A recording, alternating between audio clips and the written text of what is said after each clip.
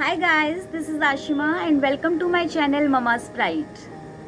In our Indian society, when a baby is born, तो बहुत सारी ऐसी चीज़ें हम फॉलो करते हैं जस्ट बिकॉज हमारे पेरेंट्स, हमारे ग्रैंड पेरेंट्स ने अपने टाइम में अपने बच्चों के साथ वो सब फॉलो किया था, right? But just think about it. In today's time, when the environment is changed, lifestyle has been completely changed, science has developed so much. तो बहुत सारी ऐसी चीज़ें हैं जो आज से 30 या 35 साल पहले फॉलो की जाती थी, बट आज के टाइम में उनका कोई रेलिवेंस नहीं है. आज के इस वीडियो में मैं आप लोगों के साथ शेयर करूंगी some myths related to newborn which is not recommended in today's time. But before that, please don't forget to like, subscribe and share my channel with all the new and fellow mothers out there. Kajal babies की eyes में लगाने का main reason ये बताया जाता है कि इससे बच्चे की आंखें बहुत बड़ी हो जाएंगी, राइट?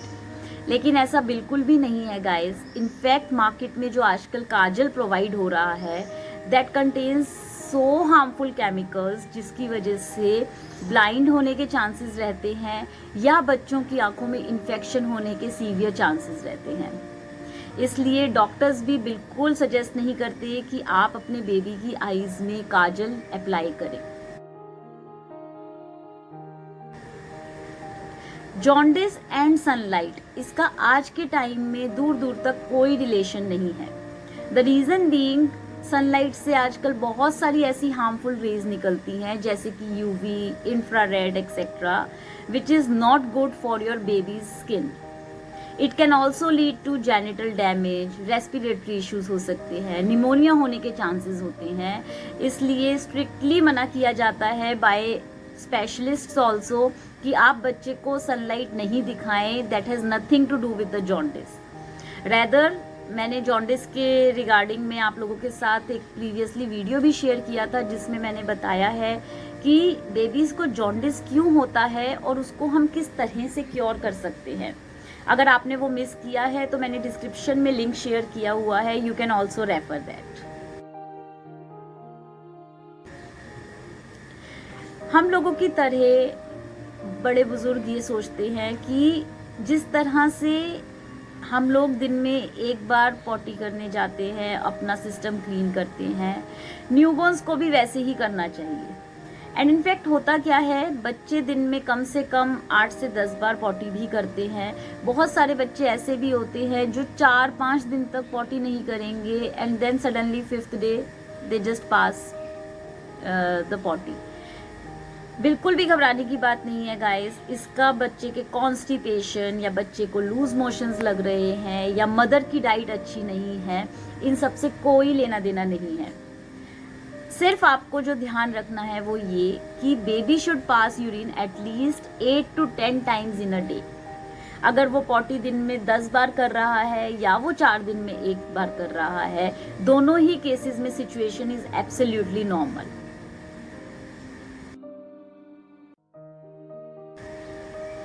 जन्म घुटी बच्चों को दी जाती है आजकल just to avoid colic in babies. लेकिन मैं आपको ये बताना चाहती हूँ कि मार्केट में जो ये सारी चीज़ें अवेलेबल है उनमें बहुत सारे हार्मफुल केमिकल्स भी होते हैं. इसलिए ये सजेस्ट नहीं किया जाता कि आप बेबी को ये चीज़ें दें जब आप नेचुरली कोई चीज़ क्योर कर सकते हैं. तो कॉलिक या गैस को दूर करने का तरीका सबसे बेस्ट होता है when you feed your baby, तो उसको आप बर्प यानी कि डकार ज़रूर दिलवाएं at least for 5 to 10 minutes and then उसको कॉलिक के चांसेस ही नहीं रहेंगे और जितना होगा कॉलिक अवॉइड होगा. अगेन कॉलिक के लिए मैंने आप लोगों के साथ प्रीवियसली वीडियो में भी शेयर किया था कि ये बच्चों को क्यों होता है और क्या इसके सिम्टम्स रहते हैं, किस तरह से हम इसको कोशिश कर सकते हैं अवॉइड करने की. तो आप वो वीडियो भी डिस्क्रिप्शन लिंक में देख सकते हैं if you already miss that.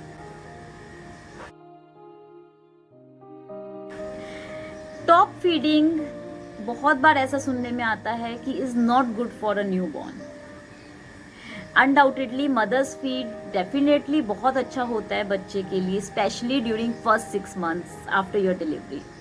लेकिन बहुत बार ऐसी मेडिकल कंडीशंस भी आ जाती हैं जिसकी वजह से आपको बच्चे को टॉप फीड देना पड़ता है. तो इसलिए बिल्कुल भी गिल्ट मत फील करिए। In fact I can share my experience with you. My son was just 1.5 month old and उसका वेट गेन नहीं हो रहा था because my milk supply was not enough, and then doctor has suggested me to switch to top feed along with the mothers feed.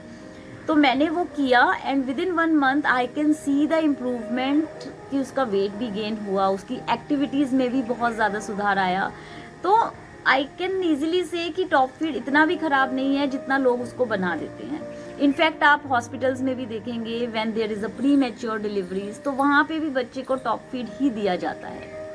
सो अगर आपको किसी भी reason की वजह से स्विच करना पड़ रहा है टॉप फीड के तरफ, तो बिल्कुल भी इस बात को लेकर निराश या हताश मत होइए। Just be confident and trust on your self. आपसे बेस्ट आपके बच्चे को कोई भी नहीं समझ सकता है।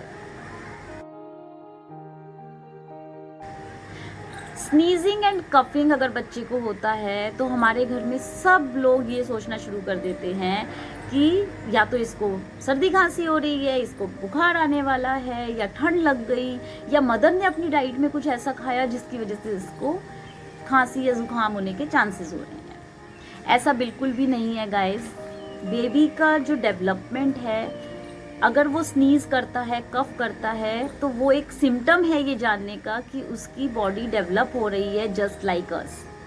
If a baby sneezes almost 10 से 15 बार इन अ डे, या वो कफिंग करता है 7 से 8 बार दिन में, दैट इज एब्सोल्युटली नॉर्मल। उसका आपके खाने पीने से या बच्चे के बुखार होने से, बच्चे को सर्दी खांसी लग जाने से कोई लेना देना नहीं है। So don't worry at all if your baby is sneezing and coughing as I said।